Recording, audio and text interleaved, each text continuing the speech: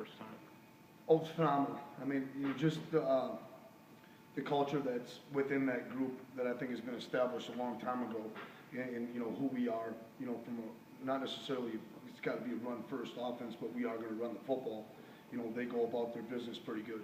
You know, the emphasis being right now in the spring of just trying to develop as much depth and competition as we can, you know, to try to solidify, you know, who's number 7, who's number 6, who's number 8, has kind of been the main focus.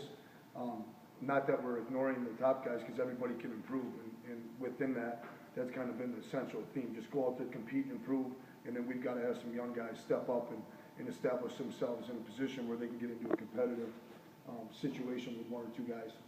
Last year there was a lot of shuffling with this offensive line. Boone Myers played guard, and we got a tackle. Sean Welsh last spring was playing center. Do you see it right now as more of a, they're settled into the positions that they're kind of projected, or have you moved them around a lot to still see who may fit best where? Yeah, I mean, we're in spring ball right now, and so we're always going to try to, you know, control adversity that could come up during the season.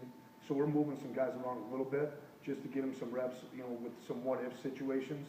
But honestly, matchups and injury, you know, dictate, you know, how guys are going to flow. You know, when I watched the cut-ups from last year, it's pretty evident there were 6, 7 guys that were going to play.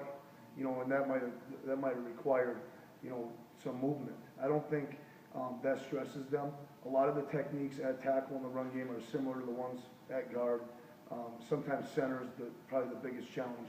You know, be able to bring a guy in there and play that doesn't have the familiarity with the quarterback position. So to answer your question, you'd love to have 10 guys and say the left tackle is backed up by player B and the left guards. The truth of the matter is we have to have our 5 best out there at all times, whatever 5 are available.